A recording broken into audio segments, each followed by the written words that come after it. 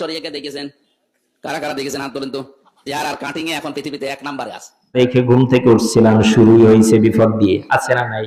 এটা অশুভ, এইটাকে বিশ্বাস করা শিরিক। খবরদার, বিপদ হয়েছে রে। আজকে যে রাস্তায় গেলে কি না বিপদ হয়, কার মুখ যে আজকে দেখে উঠছিলাম, চিন্তা করছেন?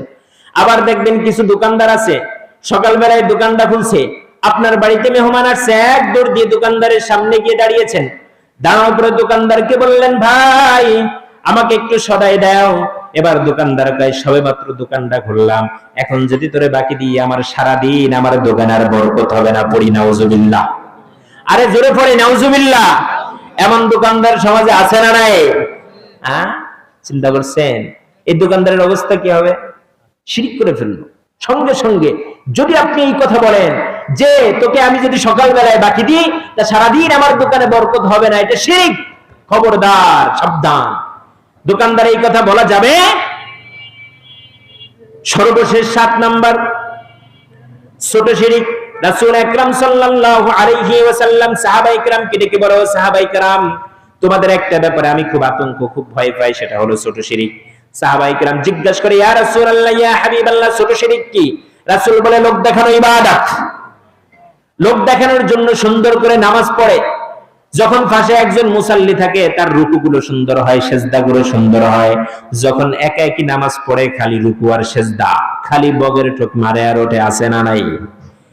আবার সমাজের মধ্যে বড় দানবীর সাজার জন্য দান করে, বড় বড় কিছু সাজার জন্য সমাজে অনেক বড় বড় করে, কিন্তু দিলের নিয়ত হচ্ছে কি, আমি বড় দানবীর, আমাকে মানুষ বলুক, আমাকে বড় ক্ষমতাশালী বলুক। এমন নিয়ত থাকলে, এমন লোক দেখানো যদি কোনো কাজ করে, এই ইবাদত আল্লাহর কাছে পৌঁছাবে না। এই ইবাদত দিয়ে আপনি জাহান্নাম থেকে মুক্তি পাবেন না। কথা বলেন ঠিক না বেঠিক? তাহলে যে 6টা বললাম মনে আসেনি? এই 6টা মানতে পারবো? প্রচলিত এই 6 শিরিক থেকে আল্লাহ আমাদের সকলকে রক্ষা করুক। চিল্লায় পড়ে আমিন।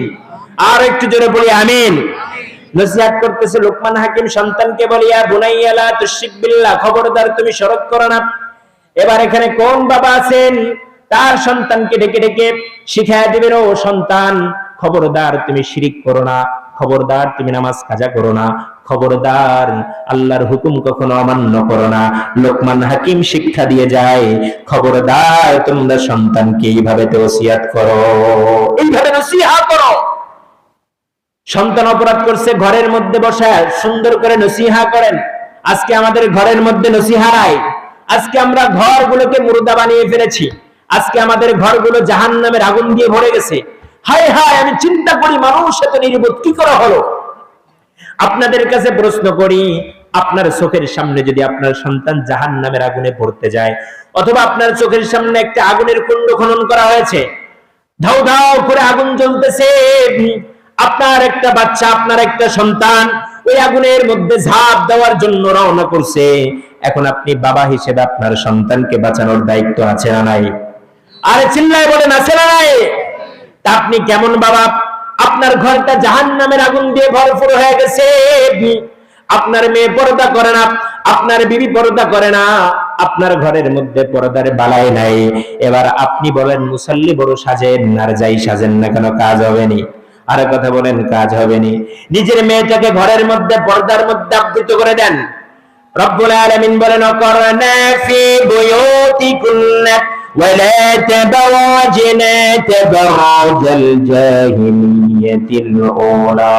সন্তানকে নসিহত করেন, সন্তানকে বুঝানো, সন্তান ও আমার কন্যা।